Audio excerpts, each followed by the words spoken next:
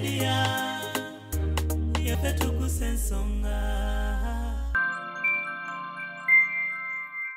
So Samantha, sijazika tata. Kirungi kicho jukira kutaatawo. Ekirungi birungi byazijukira kutaata. Taata yatukuza. Nga tuli abaana babiri nga bwafuna omusaala omwezi. Nga agula erindazi lyalinga lya 5. Nali kutulamu wakati afu. Natuwanga koze ne muto wange. Natugamba ebyensi tebalalangamu. Nga tugamba ati nga njagala nnyo okulya ekinene ne muto wange ayagala olya ekinene. Nga tugamba nti at the end of the day erindazi lino nalidde ekinene nalidde ekitono. Mwenna mugenda dipama. Mweyasigala ng'enjala ebaluma. Naye mwe mugenda sigalawo nga muli babiri. Natugamba nakulaze ndi mwana ng'ewaka tebanjagala. Nereranga. Nagamba ne mwe muli babiri mwererenga. Temukkirizanga nsi baawula. Basebo ne banyabo mbalamusizza amannya Maama Fiina akulira abasawo b'ekinnansi mu ggwanga. Tusobola okulabula abantu mwenna mu Uganda yonna n'ensi yonna okutwaliza awamu nti nina abafere abakozesa erinnya lyange ne babba abantu. Bali ku Facebook, bali ku TikTok, bali ku mikutu gyonna. Nga beefudde Maama Fiina. Maama Fiina oba onoonya obujjanjabi bw'oba weetaaga bujjanjabi bw'obusinkana bulenga wokka Mityana Road lunaku luba lwa Sunday. Maama Fiina tajjanjabira ku Facebook, Maama Fiina tajjanjabira ku TikTok. Maama Fiina essimu ze zino 0772 45 89 64 ne 0782 95 17 21. Oyo gw'odiringa naye ku Facebook oyo mufere si Maama Fiina. Oh my! Angende wano ku company webasoloza sente zange ez'abapangisa kufuna kasente. Jibereko sebo. Kali nyabo. Company yasolozanga amayumba yalagawa. Baavaawo dda naye mpulira nnaku zino abantu bakozesa Wamato Estates Management. Wangi. Waawe nyabo. Katubanjulire wa Wamato Estates Management. Abasangibwa Natete Makai Road ku roundabout ya Mwana Mujimo. Basobola okuddabiriza ennyumba zo, basobola okusololeza abapangisa. Toddamu na kwemenyera abapangisa abatasasula mbudde. Ate gwe ayagala okuzimba essimu okuba ku zino wammanga. Wamma ssebo bakakase. Faba Wamato Estates Management Uganda Limited bw'okolagana naffe togenda kwejjusa. Wamato Estates Management.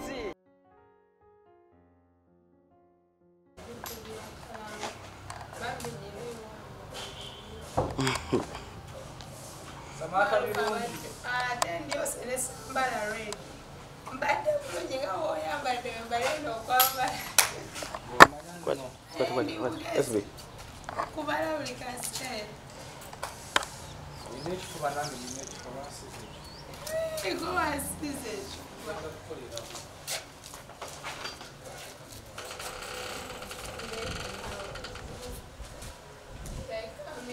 Roji cafe. Jam tewala ikira. Bazanti wakininyo. Ngafe tu jam zene jema. Jema yaluwa. Jema yakazemu kutirayo. Kazemu kuyitire. Muleke. Irene. Tirako kujema.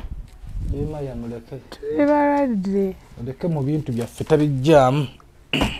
Ate nga kikulu nnyo okubeera omwana oyo. Omwana wange soko jombe yaga. Yeka gwe njagala ku tiimu ya Sibufu. Ate no takwagala ye. Aliwa. Akubirako emirundi emeka. Wayo. Omuzeeko. Ukubuzeeko kati ndabise okumala. Kikyose kati. Tofune bufunyi wano bayiti. Ono umaru se ono gola umaru mukwano gwange. Gwe nkyasize okwaga. Nze kwa kukumaru kwesiva. Malu kwotava. Kwesiva kati nze mbe kumaru ndage kwa. Eri wavaayo dda. Eri dda bangoba mu nyumba mwandeka bangobye mu nyumba temwandeka bangobye mu nyumba. Wali wangamba wali mu kuvaawo buvi. Nagamba naye nga baali bangobye mu nyumba kubanga nali nsusizaamu ennaku ezisasula.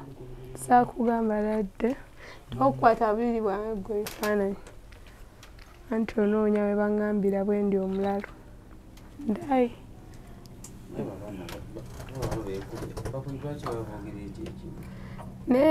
ekyokuba kikyokuba ndi mulalu bwobeera gwe bakusanga mu mayinja buli kaseera balowooza ki abalalu bebabeera mu mayinja bebabeera bakwata amayinja mu Uganda waliwo profession zetutawulirangako kati nga ba geologist tetulawulirangako kati oli wakulaba obviously abaala buli mulalu tusemberedde kisaawe ente enyonyi zisiba ziyitawo zo ziyitawo eziba zaagadde naye zigenda lekera essimu wagijjako abantu bakubiranga banoonya samaasa kakati ekizibu ky'essimu kalayini konkalina naye essimu eyo nga wogiraba nti yeri ku page commotion omanyi okubanga buli muntu akuba nga olina omuviira ku ntono ate nga naluvudde ku ntono ewa SB4 kati ate no buli omu omuddiremu ekirala that means first of all that increases stress first so compare ne continue I've done work ozeewo I've tried I've tried not to just sink myself munaku but also to get out of it. Tuze umalo okasitawo kabina gamba kasoke nyombe naawe tekako kamera jala nyombe nga awulira ekikukwasa omwana wange ng'azannya n'omuteeka mu umalumu wange osonyiwe ate nze nkwata kamera ate gwesi before gwalagira nze nange nzija bangamba bugambi ne babadde bazaawo ne basooseeyo naye nga jja tugende nze nabaga ane tugenda tugende nedda umalu yalina okujja okundabako naye kati mutuufu kino ekintu kyabuzadde omanyi ekintu ekyo janjawula ne mama Fiina nasanga omwana bamutadde ku bundi ku peegi yakabaata live nga bamutaddeko mu gufaananyi ogunene kakati muneŋŋamba kabaata kati nze nalina katuuka ku live omwana oyo watuukayo si kyo oyo omwana wamwetegereza n'omutunuulira bulungi nnyo n'omulaba amaaso ge bwe gabeera nti gabeera gaaka wali okyetegereza omalo ye yakiŋŋamba era yawumalu ye yeetegereza oyo omwana aliko kye bayita kama mungi kyekimukuumisa ng'ali eyo oyo omwana olanga bwe yazaalibwa ebintu nebibeera destroyed asoboletera omuntu ekisiraani ng'omuntu abadde tamanyi okitegedde waliwo abantu nga wabazaalibwa bwe batoloze olaleko omuntu nga tebamukola kibi kati oyo omwana nange nyini mwegendereza mwagala nnyo naye mbeera naye nga newaka netubeera naye newayonoona ki nga tetumukuba kati obuzibu musanga kuki ku live ya-Kabaata kati live yemu ate gwe kuli omukyala ayamba abantu enkuyanja era ye yamuyamba tagenda yamba nze nzekka tutagala nakoma kunze kati womanyi omuntu ti kati omwana ekifaananyi kye batadde mu background kisobola okwonoona ebintu bingi konze Kabaata sooka ojja ekifaananyi ky'omwana muki mu background kati mama Fiina baye yakifuna atya nagamba wabajjayo ekifaananyi ky'omwana nze nasanga omukyala ayogera ebigambo ebirungi ku mwana wange nagamba Samantha newe kiba kineera omwezi omuwaaka kadde nawulira essanyu naye nga onajja ekifaananyi onajja kukubya onwe omukazi omutima omulungi naye nga gomanyi ekintu kyo kyeweezaalira oba okitegeera nesiyagala oli omukyala alina bizinesi ate ono omwana aliko kama amuvaako abamanyi kye bayita kama kale obutakubya bizinesi z'omukyala nabiki bajja ekifaananyi ky'omwana bakisse wansi kati ye mama Fiina yalowooza neepanka kati neŋŋamba Kabaata nti invite me nkole ki nnyonnyole mama Fiina nagamba muba muleeta kuno nze nvaako kati then I understood that actually ye bwatu bwe yakifuna bate yakimanyaawo naye omwana yanzoba yayonoona ebyo oyo mwana ayonoona like takubwako takolwa kibi waleko omwana nga azaalibwa wa mukisa ye naye nga obulabo bumuliko nga bungi kyokka oli nga amutambuza media namba ekyo nekineza Umaru Kabajja Umaru okwata otya omwana n'omuzi omwana yali azannya omwana azannya alina kufaanana naye kakati kati tumuvuddeko okubiri wamulaba namulaba naye ekituleese wano eno nabadde ndi awo nga bankubira nga taata we yafudde. Ani yakubidde ye oyo? Waliwo yasoose okunkubira kati nembeera awo. Taata ye yafudde ejjoyo eggulo yafudde ku makya yagende n'akuba essimu ng'ayagala mukuneetondera mama we yaŋŋambye. Yakubye essimu ku makya gonna ng'ayagala kuneetondera ne ŋŋamba kati byetonda kati olwedde mwani kifaananyi publicale yakitta kyonna. Ate yakitta ate kuba taata mu bintu bino simulabangamu. Kakati ekyo kijagala otegeera oyo yabadde kabwejungira naye ate nze simwogerako ogamba nti mwogerako bubi naye ate oso ndi Munyarwanda ffe tetuwoomya tuli Munyarwanda ndi Munyarwanda azaalibwa Kashari ewa Embarara tetuwoomya kintu obanga ofudde okoze ekintu oba wakikola. This is what happened gwe kyotamanyi.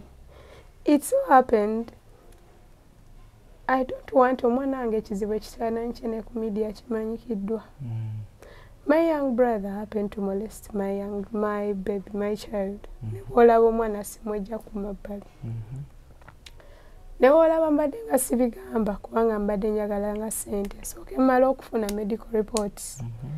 Nkuyite bino mbyogere nga biriko ki evidence. So as family mu family mulimu kye bayita ba favorites. Whereby ngoyo bajja mubikkirira mu buli ngeri. Ojjukira bwe wasanga so akwogera olw'obulumi obungi. Now that is a boy child being molested by his uncle. You understand? Not just simple molestation. Otegera ekintu ekyo kigenda deep. Obulumi nga nyina bungi omwoyo oba n'obulumi obungi ate tosobola kwogera.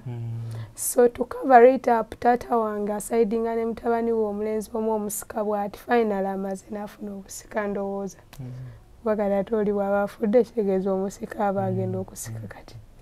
Now he molested my child and to cover it up they started kino kyatandikanga kyamuzannyo nga bakikola awaka. Tugamba otaddawo sabbuuni oli n'amugjawo kati n'otunulira tumulaba nama n'amuzaawo naga wuuno naggambye waali sabbuuni. You understand? Bwe batyo ekigenda ne bakikuza ne bakikuza to cover up the other thing. This is not something that I have evidence for. That is why I have no way to speak it. And also ne bafubola banga media bakibawa nti ndi mulalu ne bakibaguza. Nze taata wange yayimirirako mu nnyumba yange n'anfulumya. Nga ndi ne Jeremiah bwe bati nga tuyimiridde n'aŋŋamba fuluma ennyumba tuviire tambula tuviire. Mu nnyumba ye? Mu yange eri gye nalimu ng'olwo ebintu byonna tebinnaggwamu. Nga sinaba kujjamu yadde n'ekitu n'ekimu. Buli kimu kyalimu. Olwo ng'obulumi bunnuma ne mbavu nga nakaaba amaziga. Ne ŋŋamba naye nze ŋŋambaani. Ng'ekintuuseeko kinene naye ng'omanyi ng'ate taata akikola te bw'akwata akasimu ke bwa recordinga bwe bakutriggeringa oveeko owayo obubuuka obeere mulalu oba okitegeera. Nakaaba amaziga SB4 nenkaaba nga sina gwe naakigamba kubanga olwedde kati bali media ye omuto wange yali infiltrating abaclient bange naye n'abaclient nga abadelivering ebintu nabiki. So yagenda nga abakola ki ng'abayitamu ng'abeera abaliisa ekigambo oba okitegeera. Kati omwana wange n'abeera nga ne bamulaga nti nnyoko talidda ngulu okitegeera. Nnyoko talidda ngulu nnyoko mulalu nnyoko ne wookola otya kati tolina agenda kuyaamu. So kati oba okitegeera ekintu ekyo. So kati ne bafavoringa muto wange. Meanwhile, this is not the first time kino ekintu mu family yange obbaawo. Nze kyambaako nga nyina emyaka 7. And I don't know lwaki batandikira amabega. So kati mubimpimpi. So this mubimpimpi ekyo taata ye yatandika ekintu kino. Nga mulese nno mujjanjaba wange waka yamalawo emyezi wagindaba 3 ne bwogenda mu kisembi n'obuuza neiba wange Hajati aninaanye. Taata wange yalingawo. Balange njogera nga sikulimba. ne kati saawa zino ndi muloogi naye newe mbanga nina 10 kyennaafuna gwe tolaba naawe kenyini sente neze nakole wadde shinozetikano zitwalira kati no kankubulenze luno olutalo nga terunatandika maama yali yaluntegekera dda kino kiringa ekizenga kibaawe nze bantuma butumi ne bangatwala zino sente oziwe maama asasule ebbanja weebale nnyo kati kankubulire weka mwe wamwe kyaka okuloga mumala kusamira njagala nkulaga something here gwombuulire obanga gwe omanyi waliwo abantu abagamba nti nno lwaki togende wa mama wo lwaki tokola Samantha ogenda okuziika taatawo nze gwe birungi Samantha bwe bampeerayo obutwa ngani abukuwa okay yono yenyini abagenda obumpa kana lolaba abadde ali kumpi eno handwriting umalo ngeyakuwa ebintu bino eno bagiyita operation Samantha janjizuminge bulungi okitegedde operation ki Samantha kakati operation Samantha kukumukubisa mutima gwabike basically okitegedde this all happened and bino byonna nga bw'obiraba waneeno this is a whole operation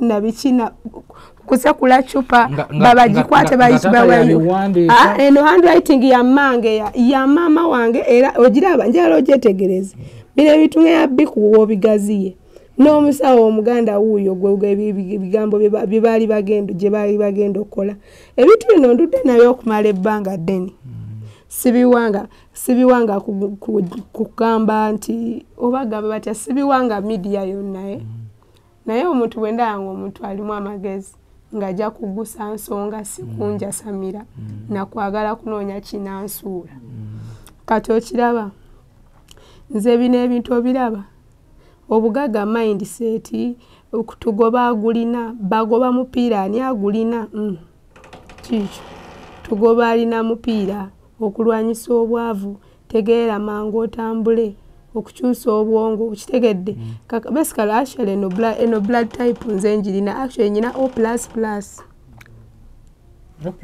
Bagita O+ oba O+ which this is my blood type ewaffe wonna kakati nno kikulaga kakati wano eno ye plan nti nno alunaweereza Saamu e Uganda akulire security eya Kisaamu ye muto wange ye yabeerange waka era nze we nabeere waka saafulumako yaddogula erindazi muto wange yaligulanga this was an obagita operation Samantha taata wange ng'agimanyiko bulungi nnyo ogiraba basekule cupa omanyi ecupa esekule bagikuteere mu kawunga mu sukaali muki era lazima ery'ebbanga mutwana wange teyanywa caayi wange okumala emyezi yamala yagamba yetanywa caayi kitegeeza nti nabunywadde obutwa miniwairo basanga nze nanywanywade obutwa miniwairo naye we nayagalira okwetta okitegeera olaba ekibikkibwa kyekyo bye bino byolaba kati eno operation yonna ogiraba eyo handwriting ogyetegereza nkine ekitabo wano nga kya maama nakyera nsobola ogikulaga nti handwritingwuliriza taata ate nga taata yantunula mu maaso naŋŋamba ndi kisitaani gwe tatange yavita sitaani mu maaso gange nga mulabiridde simuvumangako nali nkutte Saamu nga ndyamu olukwe Saamu ye mutowo iye Samusoni muto wange Samusoni nange yadde Saamu naye oli Samusoni kati Samusoni akolagana n'obulabe bange oli gwakolagana naye muntu ayagala kunzita nkukutte mu kituli okitegedde kakati oli muzadde oba omuzadde mbadde ŋŋamba otukwasaganya namugamba nti Saamu omanyi ku bintu bino byendabye ne kino kyewe ekitaata atuddeawo nemugaa ku kino nakino bino byenjogera aganyabo Jeremiah yali awo so mu maaso g'omwana wange kyekyasinga okunnuma nga n'omwana wange atunula bw'ati nga muganda wange mukwatidde mu kituli nga ndyamu olukwe nze oba osaidinga n'omuntu wanzita oba onkola ki oba oli mu kunzita si kyo kati deni taata nkusuubira kukola ntya namugamba Samu ekyemirembe bukyova Bulaaya nkugulidde okuva ku mpale okuva ku kaabu eyamujja ku airport nze nagisasula paka ku lugoye paka ku data Samu yabeere wange twali kyeyajula nemugamba oba bwoti bw'osasudde nkusaba yambala kwata engoye z'ozipaakinga ogende ewooyo gy'ondyamu oluko oba okitegeera ko dadi talina gy'alaga oba onfuna talina gy'alaga talina kyajja kgenda oba oyagala gwe tambula ogende in fact tambula otuviire oli mulalu ensi yonna ekimanyi oli mulalu kakati awo wemmanyira nti nze bulijjo obaddenga mu nnyumba bano nga bazimba gundi storent ndi mulalu kati ngenda okukibala nti ngenda ofuluma ne bwofuluma ebweru nga bamaduuka bonna balina engeri gye bakutunuulira nga ggwe gy'obeera nti bambi kaganda ke kaava ebweru kalabirira omulalu you understand naye nga kiri baali baki kintu bakizimbawo buzimbi ekitalina kati mu bimpimpi togendagenda kuziika wozika kwa leero kakati okuziikako kwa leero nze nziike na 100 ki nze bankubidanya siringi 8 walunda sente ze wabalekera tebalinaako yadde 10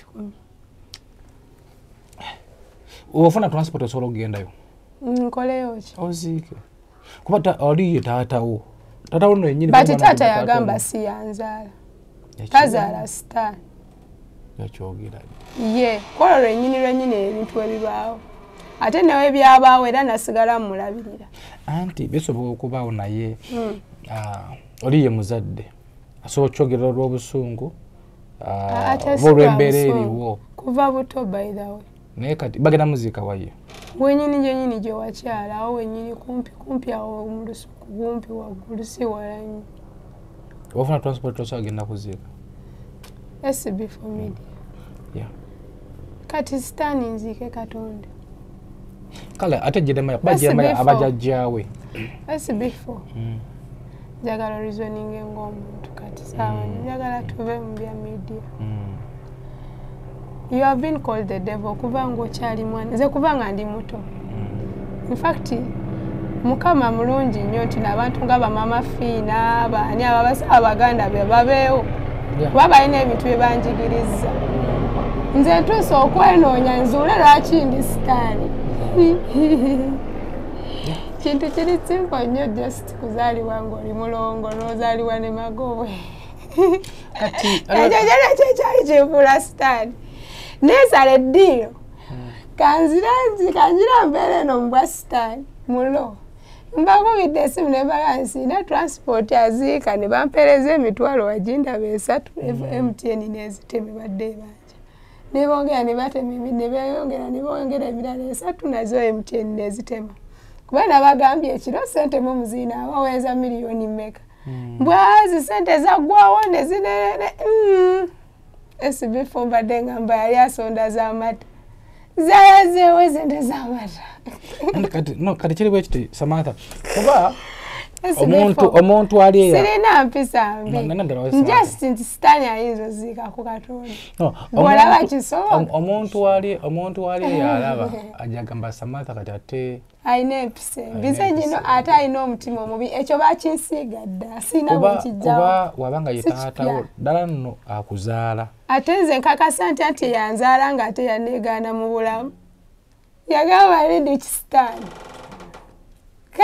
kati olwabeera nzaalidde etegeeza obuzibu bw'abanga ddala yanzaala nga naye taata nze bwe nali omuto wenyina emyaka 7 mukulu wange nandrepinga nankozesa mu ngeri yemu omwana wange gye bamukozesaamu muto wange gyamukozesezaamu ye nga kyamuluma n'atambuza ebigere okuva Entebbe mpaka Kampala senga wange yangamba yamutuukako ng'atambuza ebigere okuva Entebbe mpaka Kampala olwakaanako kabasanyizibwa nze lwaki alowooza owange tannuma owange buli lunaku mutunuuliraawo SB4 omwana gwe basiyaze muleke baba tute innocence ye omwana oyo abeera mentale buli lwandaba alaba oba simulwanirira alaba oba sina kyenkolawo alaba oba mama kiki oba mama ddala mulalu oba bagambe batya kyenyinza okugamba nze taata omutima gwange bwe ndimba nti musonyi then awo mbasitaani mbasitaani naye kasita afudde kyekirungi awo tebine nnaku ali bagirabiddewa ye yali coward yali mutiitiizi bamutiisatiisa yewuwe kyamutuukako nze teyanwanirira bwe nali omuto nkuze tuuka wano nenfukanga bwendi ande yakikwize yakinkola yali muganda wange era gyali bamuyita Bbire Busingi era nakula nga munnange ate oli omusirifu ddala simanyi lwaki baba basirifu kuba ne muto wange naye musirifu okitegeera ekintu ekyo naye sibifunze bwensi tukasaawa eno nkwate omwana wange mutwale mutunuze mu kintu kyekimu ekyamutraumatizinga omwana wange lumu yambuuze waka nange maama naye kojja agenda ddya nkosaamu naye nga talina bwakyogera ngambe nti maama era nkosaamu akola bwati naye nga nkimanyi naye ngaewaffe oba nkugambe batekatirizaawo nage noonya saidi wenziikira sinagiraba kubanga nze taata yangamba mu bulamu ng'akimulamu yangamba ne bw'otanziika nze omulambo ogwange tegujjalemera ku ttaka kigema ziba tegusalemerawo kati ajja ziikibwa naye nga mu buli kintu kyonna ky'omuntu ky'aba akoze tosobola kubeera muzadde n'okwata wakire tuula abaana ababiri tuba tuzaala abaana babiri bwe tuti kale n'owookusatu gwe tutajja kubala naye otuuza abaana n'ogamba nti gwe amangu ago olonze sayidi eyono ye mutuufu ono ye mutuufu kubanga ye mulenzi naye ng'olwokuba munaye yali yakava Bulaaya naye gwe yakava Bulaaya era ne ku Bulaaya era neera ssente zange zamutwalayo nze kati nze nkubuuza woba muzadde okola otya omuzadde ngamba nti ogamba ono gwe jangu wano naye jangu wano okitegedde muli baluganda gwe ekituufu wasobezza oba onfuna nebwona okyetoolooza kubanga nze wekiba kyantraumatizing obulamu bwange bwonna neefuuka nga ye omuntu bwandaba kisitaani golowooza kisitaani kiki tucreating eddakiika eno jeremanga akula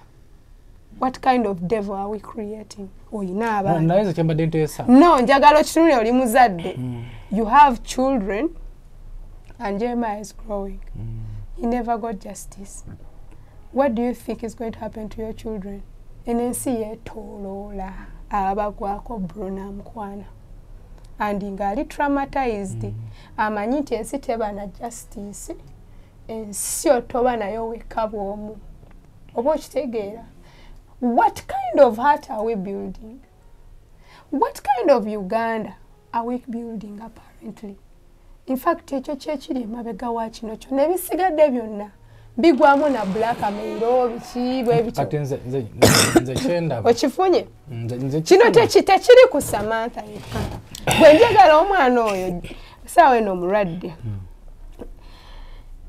tuli balwadde tubembi tubadde balwadde byesigenda kwekwasa nti kyebikiro wange nze mumanyi alwadde psychologically alaba maama kati saawa eno tuteredde mu maama nwanirira oba okitegeera kyata akugambe omugamba Jema nkuwa ekyokulya asaagala talina kyalya wano talina kyanywawo agenda eyo ne bamuwa nekyalidde kyalya kubanga talina bimere byange byalya nga sisobola mulamba sisobola kumugjayo sisobola mutaasa ekimuliko kiri psychological ekyamutusibwako alaba ndabika maama oba oli spiritual nnyo lwaki tomanyi kino nkimanyi naye nange simanyi bwe ntandika so anti byonna tusobita ku bbali naye bagaba muzadde tasobya asobeza nno ddala nkubuulira bw'aba tasobya owanga asobya okumanya asobya alese ekiwundu kyesirisangula kyesisobola nze bakintuusaako yanze tekisangukangako naye ate ono ng'akyali muto ate yesobola omuyamba taata si ye yakikola ye anti kakati taata teyakikola naye ate yakimanyi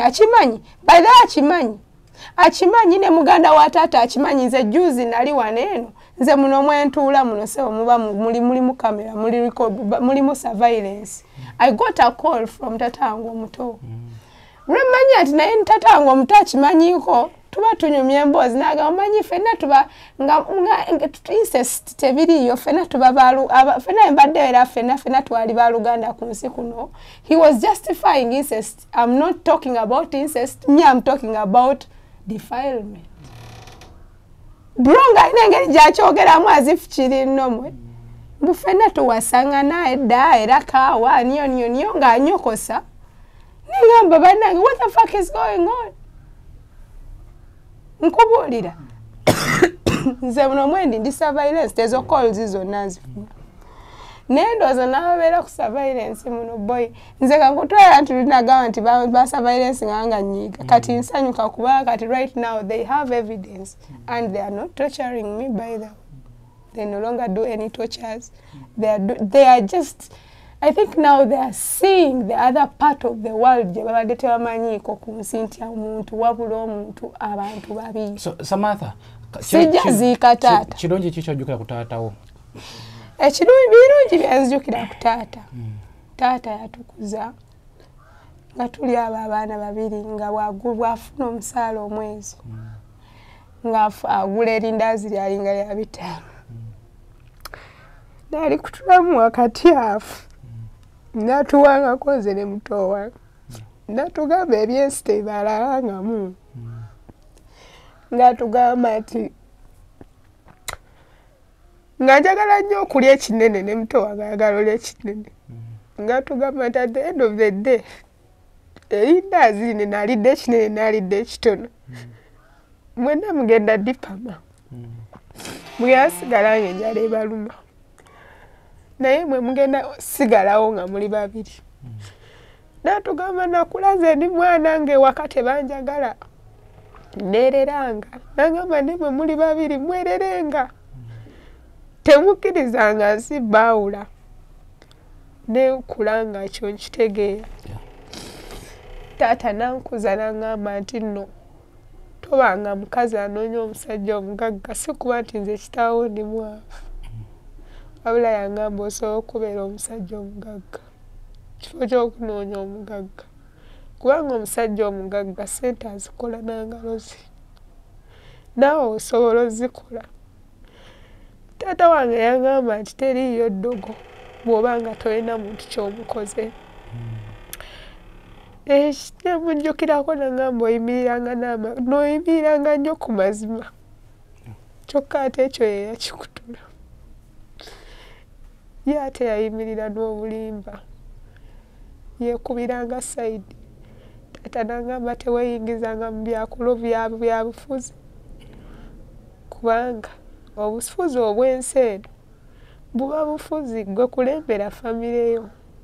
President addako n'abeerako n'aliddako n'aliko mbona teri agenda kukolera mmere gireeta waka. Ebintu byanzikira ku taata nsobola byogeranga nga bingi nnyo. Taata nzijukira namuwanga ssente ze nabwe nabeeranga omugagga nabanga ne ssente. Taata ngo oyagala omuwa akakadde nagamba nedda 5 gimmala. Neku 5 nakuddizaako balance nagamba oyina emmotoka. Oyinza okugenda mu mmotoka eyo wakati amafuta ne gakugwerako mu kkubo. Nagamba naye nze ndi mu kyalo sigula mmere. Ekirala kyenzijukira ku taata. Taata abadde yakuza omwana nga yakuza muwala ng'ate era ye mulenzi. Taata yankuza nagamba nti empisa ennungi kwe kubeera ng'oli mu buteefu n'abantu. Wabula si kwe kufukamira naye ng'ate omutima gwo gwesimbye. Waakiri tofukamira bireke. Oba omanyi onotta omuntu teweefuula nti ate kakati gw'omwagala nnyo osibye otya nno nnyabo naye ng'ate okimanyi nti omutima gukoze eki gwesimbye gwewanise munda yo oyagala mutuga omutto omuse omumalewo. taata nankuutiranga naŋŋamba mutowo omulaba kati oyo ye taatawo naye naawe gwe maama we taata abadde nga mpita maama abadde tannafa nga mpita ssebo omumbejja era nga ŋŋamba abambejja beemalirira nti batya nti amumbejja aba n'empisa taliwe we balijjamu wamumma mmere kubanga abuuza omumbejja abeerawo na mpisa ze okitegeera si zino ezaffe ez'oku tiktok is a media platform era nkikuumye buli gye mbadde yona na buli landlord yansuuzizaako akimanyi ndi muntu wa mpisa ni muntu era taata yaŋŋamba ng'osasulanga amabanja g'oba ng'ofunye ssente kyekintu ekisooka mu bulamu tofanga na bbanja era bambi naye afudde talina bbanja kuba mbadde nga amusasulira agage taata ekirala kyemujjukirako ng'oggyeko ebibi kubanga nkimanyi omuntu akola ebintu ebirungi bingi n'ebibi bingi nenze mulundi gwange ekibi taata kyankoze mu bulamu abikoze anaatera kufa taata ono so asinze kukola birungi asinze kukola birungi naye era sigenda taata kyekimuse taata aludde nga mulwadde taata wange mulwadde nga abadde yalwala kye bayita ekibumba kyensobola okujjanjaba newe olaba nyina obulobi taata yali azze wange mujjanjaba ebiro nno biryoke bibeewo kati olw'okuba yayagala nnyo nti kale saa nnyo okutwala gundi eno vidiyo mu ango ya spirituality but era eyitayo kubanga sina bulwadde bwe simanyi kujjanjaba jjajja wange mujjanjaba but naasangawo muto wange kati agenda olabanga ekirabo kino kyennyina ne muto wange asobola obba nakyo oba okitegeera naddira obulamu n'abuzannyisa n'abussa mu mikono gy'ono muto wange olw'okuba muto wange ayigirira waliwo kye bayita bbanga kubanga nva Bulaaya sirako Umaruka Bajjo nga yeeyanjula nga SB4 Media bisigadde nga Umaruka Bajjo ne SB4 Media naye bwe bukya olunaku ng'ate Umaru ayagala naye akola ekyano okitegedde kyekyabaawo kati oli yayagala naye abeere nga yalaga taata we naye nsobola kubanga olw'okuba okola ne kawumaru tekizaamu naye asobola okujjayo n'atulala tubuuza ebibuuzo Umaru asobola kamera kati oli muto wange nga nze wakati nga nzijanjaba taata wange ng'ate naye ayagala jjanjabe kati kye bayita ekibumba meanwhile nze siri musawo but nkunnyonnyola in a way as a health oba bakita batya mu Luganda holistic healer ffe tumanyi kye bayita nze manyi okujjanjaba nga ne bwoleta mulwadde ekiyesi bifo gyongezese kati kye bayita ekibumba omuntu kasita azimba amagulu ng'abadde nga musajja nze mumanyi nga nze manyi nti njawula amagulu gano gakibumba gano malogoba nedda kati amagulu gano gaali gazimbye nga gamuluma gazimbye ngeno kutunnyowe kuti katata wange ekyo kiba kibumba kyekyali kimuluma kuba ye walajja amunyweredde emyaka na mirere nkuze tuuka wananywa walajja tatagalangako so kitegeeza nti ekimuluma tekiri mu kigere lwakuba ye obulumi aba awulira muki ye aba awulira bigere bye bimuluma kati nze nzijanjaba kibumba bwe maze gyakibumba then nja kutandikira mu bigere okitegeera kyenzijanjaba nkitegeera kati ne wabaayo ono abadde Bulaaya ng'amanyi kye bayita DIY bino ebintu si bya DIY agenze ku gundi ye tamanyi no kyajjanjaba yajjanjaba magulu gazimbye akonye bamuyita akatungulu cumu nasanga amusibye ebiveera bya green katungulu cumu n'omusa mu tawulo eyo kyennyonyo alwana kukakkanya magulu kati nze nga nzajjanjaba ekireetera amagulu zimba sirabwawo oba okitegeera so taata yaala mulaba sikola kisimu jjanjaba kubanga yalaba magulu obulumi abuulira wa mu bigere kati oyo nembanga kati nze byenkola ndeka sibitegeera okitegeera so tata naganze toddamu kunkwata kole kasaamu akole kikati mukyo neyeteekayo abere specimen mu laboratory tukiyita specimen ekintu kyogezesezaako but remember this is life we are playing with. We are playing with life and tata wange yandabange wakanga nzijja abantu nga babaleeta oli nga bamuleeta olwo batusuulira nga kumpi afudde naye nyini tata yali amanyi omusajja afudde naye nemuzza mu dakiika ntono gwe lwaki olowooza gwe gugwa bagamba nabbi waabwe gye bamuzaala tebamumanya kati ye yayagala bambi n'omwana we naye ayigere naye leka ayigire ku ye but era ekibayita ekibumba kiri sensitive si kyekintu kyowa omuntu okutandika okugerezaako kakati munnange jjukira tujjanja kintu kiri munda naakiteekako heat heat no naabika ne blanket already eri mwokya munda kati olubijjako ne banaazaako n'amazzi agagonaawulira nga atoowolokose kitegeeza nti ekibadde kiina ofuluma ono akizizza waggulu kitegeeza ekibumba kyeyongera kuwagaye kati lw'okuba eno waawonye tekitegeeza eno munda waawonye ate eno odameginzeeyo nagezaako kibanyonyola ewaka muto wange naakola ki tata ye nga ekikulu ali ku my son can do this, my son can do this, but bro life is going. So kati ninyo kati tata naava byonna webandirayo mu kyalo bwe bagenda wama ne kati nkiwa n'embeera ewaseningiddeyo nga munnaye omwana ali ku specimen. So mu byonna byonna tata bye yakuyigiriza byomujjukirako yakuyigiriza mu kigambo kusonyiwa. Ffe tuli Banyarwanda tetusonyiwa.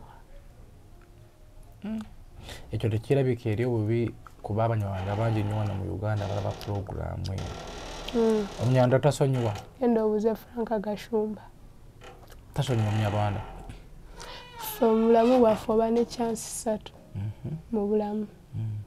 Okitegedde? Naye ezi chance 3 obaako n'emu yokka bwetira nsonga. Tuwa chance mu bulamu nkola ebintu bingi koza tata kolero yasooka okunvuma.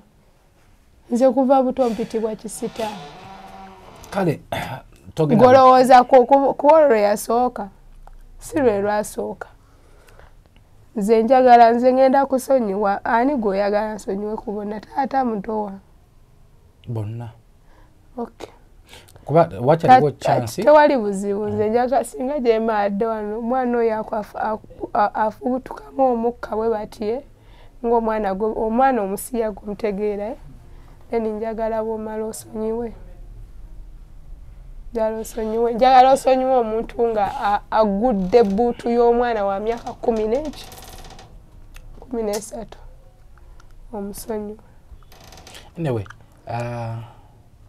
togenda kuziika taata kyokyo okigambye togenda muziika nange nsobola okukitegeera kati ekikuliko. Ekituufu kiri nti ngenda aba neerinda. Nyina oli ajagamba olina omutima omubi yanne ate nze sibasse. Nze nkulaze evidence nze nga n'okunzita kyekibatta baagala kunzita banzijewo. So obubaka kati how safe am I? Ogenda kunvuga ontwala olunkomyewo bwebe nga sirina motoka nti ngenda vuga netuukire singa mbadde nga nkyalina obusobozi ng'edda nti I can drive and come back that same day. I could have gone and buried. Secondly, I release him from my heart because he was a parent. Why? Because as a parent, akimanyi nti know that, okay, at that point, maybe you're choosing a side yoli lwansonga oli amumanyi munafu. Oli amumanyi munafu, basically he had to defend the weaker person. Okitegeere nekyo nakyo weekiri. But then how do I enter the same village gye watwala miliyoni emmeka ne batankubira na ku ssimu? Kungambako nti Samantha bambi SB4 media yabaddeko wano natuleetera ne ku kasente. Kale obako which kind of heart? Where am I going? No, by the call na nayoga ne mama nagama yali agenda kujja kunoonyeko. Tajanga okubuza abaloji badde mugandalo. Obubaka obusembe bwosobola kuweza taata obumuze emirembe kuba kati ye yagenze nkama ye yageze. Mweleze obubaka. Nkama si ye yageze yennyini yayagadde. Ate nkama yali yasalawo. Obubaka obwerekereza taata. Taata okujja kumugamba nti weebale okugenda kwagenze. Agenze ne career yange alese TikTok yonna bagiraze nga bwendi omulalu ekyo tasobodde kijjabulula. Bwabanga ge masimu gabadde yabadde akuba ejjo ku makyanga sigakwata okuneetondera tekiza kifaananyi kyange. TikTok yonna erinnya waliwo ennakolewo enkolera ke kalimu erinnya lyonna alisse kwegamba. He tarnished my name with his son. What sweet message do I have for him? Thanks to him for raising me, because if not for him, it takes a great man of his caliber to raise a woman like me who is very resilient, regardless of what is going on. And I'm still fighting. Mame sawa zinayita mu bulamu bw'okusoomozebwa. Talina bwakusoomozebwa bwayitamu n'obwa. Kugamba. Mukubirako owulira essanyu lyalimu. No ngamba. Mama! Wofiirwako omuntu wo. Ono me. Naye gwe, oyo omukazi abaliisa kadagala kike munyumirwa. No ngamba. Omuntu wenna kwa stofiirwako. Oyo agenda gamba yakulerera abaana. Gwe obadde okimanyi mama ebino nga tebinabaawo yajja n'aleeta n'abaana n'agamba mbadde awo ne ngamba kansooke ndeeta abaana bo osooka olabe ku baana bo. Basically before what? Before my whole life goes down. Woman knew it was going down. Now that she has the media caught in the fact that Bambi yamuyambira ku baana omanyi Bambi waya tezigatta yakugamba yatwala omwana Michelle n'amubika Michelle nkusiba sente twafuluma grade bito sajifuluma ng'omwana wakubika yoke gwe tewatanga bakulimba sagala bigenda munyo naye no womalu gwese gwe tobigendamu womalu tunyumyemu wamulaba but yes before media ono gwe nnyonyola nze nazalira tewe grade BVVIP wing dagendayo obuuzo babasa okuteera omwana ne bakusayiningira nti mugende tubasiibudde ng'omwana wakubika omwana ne tumubikira ano nazalira waka gwera nga tolaba nti bakulimba mama muwerezeeyo obubaka mukaseera kano kayitamu ak'okunyolwa talina kakunyolwa obwedda tuseka obwedda tunyumya ekiro bulungi nnyo nga yanyumisa bulungi buli kimu talina etena etondo ly'ezziga ayinza noba ali mu celebration. If you ever get to know my mother, Irene Namubiru yagamba, my mother knows it all. Nagamba, this woman, does she know my story? Anyway, kwasi before media to go sense. Ebyo no twalende Samantha tata we awumulemire. Samantha. Kwazi nekirala. Kano kankaisewo. Transport agenda okuziika. Amazima gali nti sibifunja galuziika taata. Kweyisaako kwandibaddeawo. Obusungu bwombu I've expressed it here. I really want to bury my father. But I'm not safe. Siri safe. Ye mazima. I am safe. Wabanga wala toyedi safe jolaga? Siri safe. Singa mbadde nti oba agamba nti ovugawo oba nti oba nnyina kyali wange munaye anvuge wantwalewo mmanye nti sijja sulayo. Ate ekirala kwega mugambe batya I'm not safe. Nyina already pain ng'abaana bange abantu balowooza bali mama abantu balaba mama Bambi alina abaana. Nze kwata sente ze wamuwa muzimpe mukwata abaana bange babampe. Olabe.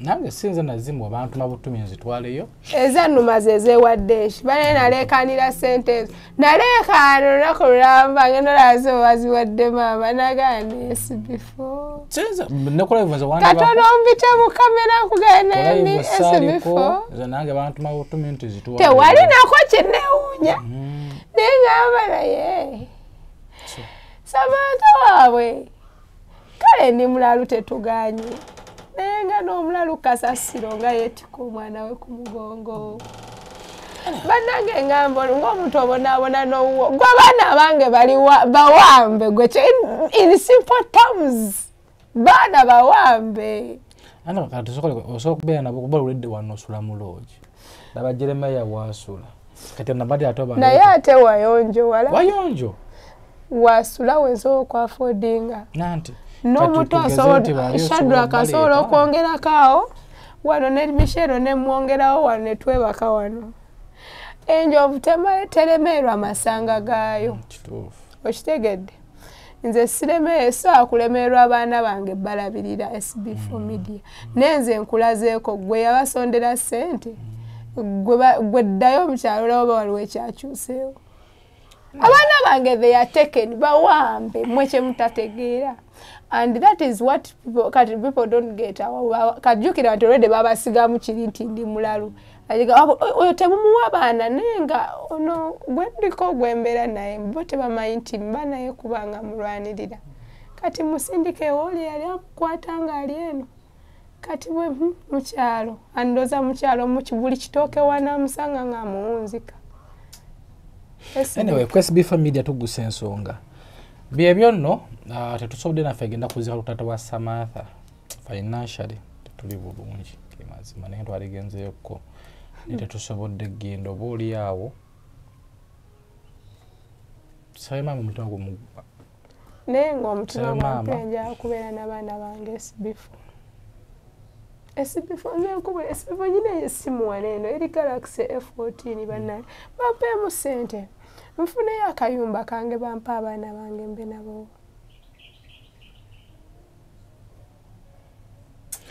tujja kukola ki sente nsagala bintu bya simaya gundi agenda okusasulira ennyumba nga tulaba gundi SB4 ndi muntu mukulu byenneewala byebyo saabya simaya gundi njagala kwewala bantu mbaviire mu media skando zaabwe sagala abantu kumanya gyembeera bambi nkuba omulanga nga ndaajana kandaajanira abazadde abali eyo okusookera ddala netondera maama Fiina ekyo kyonna kye bayinza oba nga bamugamba kyesimanyi naye ate nkiklarifayinze nga ntandika vidiyo eno era simuyinaako obuzibu nenkuba omulanga eri omuzadde yenna ng'olieyo nze kulanga ebizibu byempitamu bya kizadde ndoza mukirabye nti ekintu ekibadde ekintu kyebagezaako okubikirira ne ango yasimanyi oli mulalu wa bbente tekiriiyo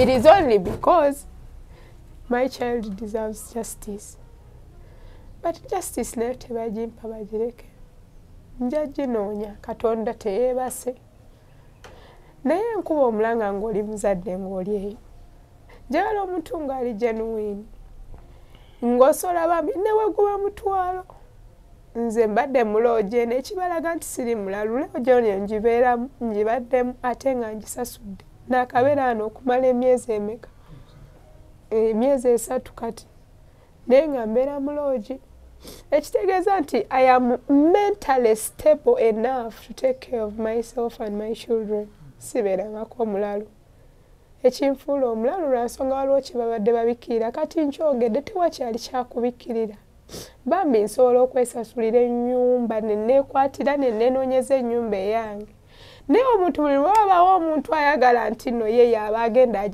agisasule ennyumba kitegeeza nti owaliwo omukulu oli ayagala kulaba wawembeera ndoza mulaba what I carry as evidence okitegeera bambi nsaba kunnyamba nsobolera ddala okulabirira abaana bange njagala abaana bange nja kubeera n'abaana bange bonsatule singa bwe nabazaala bino bibadde tebindabaawo maama bebe yali akunyonyola nga teyakunyonyola nti nno omwaka 2024 yonna nagiyitamu nti asinze mbadde nga mbalabirira bonna nze mbadde nga mbalabirira bonna kakati lwaki teyakubuulira lwaki akibuusa n'akizza ku Abedi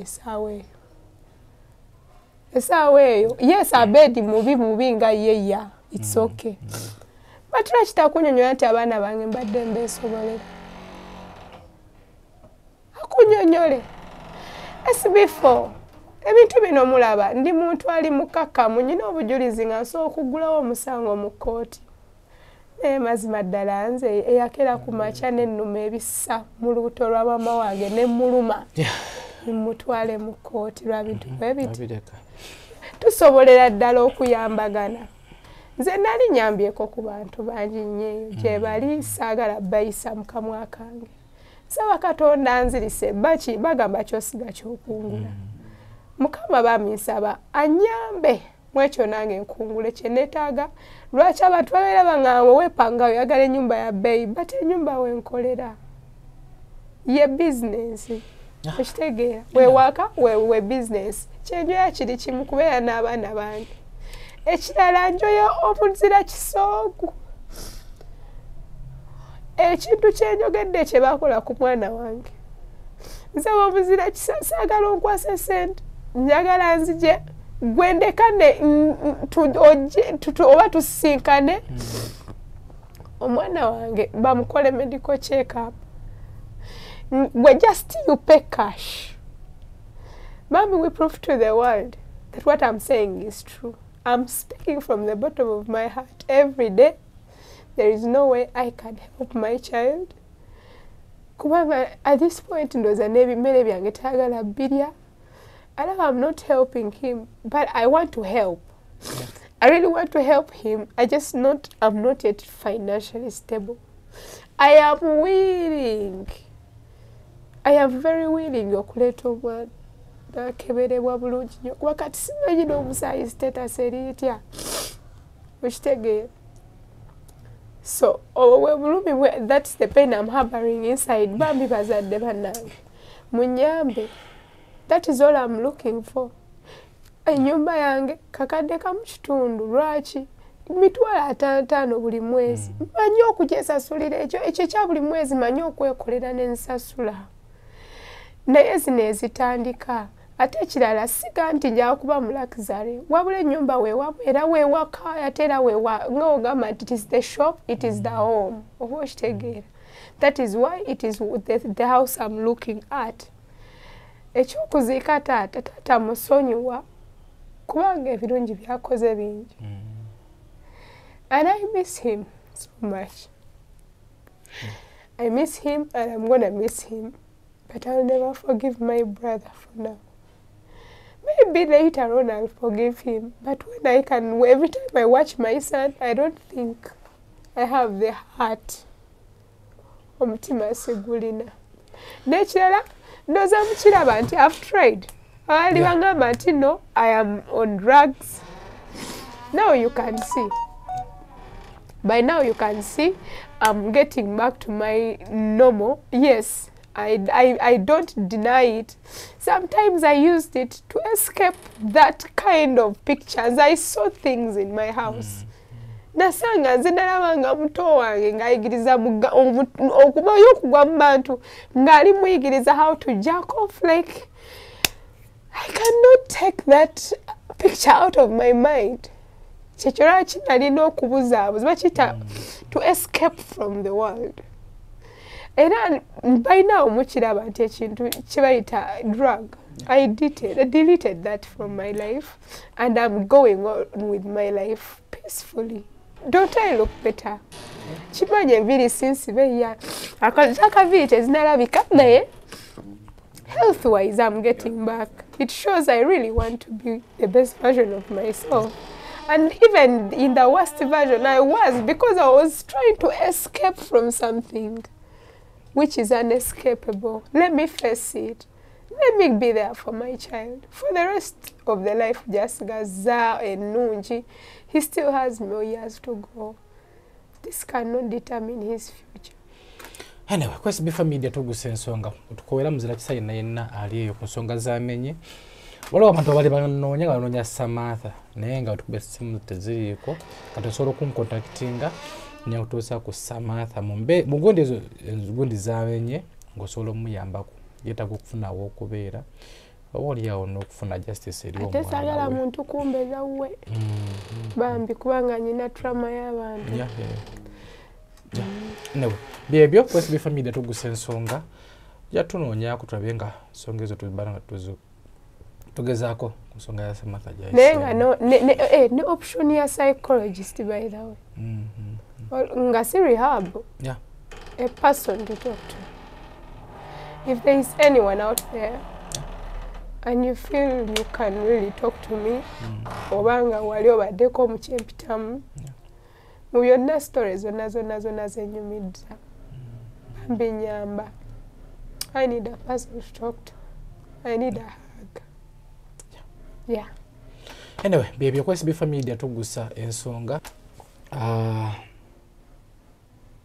bingi binaligwedde naye tuleke kwesi bifa media batutekamu akasente banafe abafena Touch Records basangewo Machindi studio na offer yawa end of year bali kodingira oluyimba ku mitwalo 10 kyangu likodinga oluyimba gomuyimbi asubira okutandika okwimba nawe atandise okuyimba obe yayimbako edda jangu bakulikodingira oluyimba tukwe interview kwesi bifa media yabwerere nga tupushinga oluyimba olwolikodingidde mu Final Touch Records simu ziri ku screen yoko zikubeko ofumanye ebisinga kawo Samantha katukoleke kati tuvude version yo obanga wala ngotole safe togenda yo tusaba makama bagumye bere bulungi mwelaba basebo ne banyawo mbalamusizza amanya mama Fiina akwira abasawo b'ekinansi mu ggwanga tusobola okulabula abantu mwenna mu Uganda yonna n'ensi yonna okutwaliza wamu nti nina abafere abakozesa erinnya lyange ne babba abantu bali ku Facebook bali ku TikTok bali ku mikutu gyonna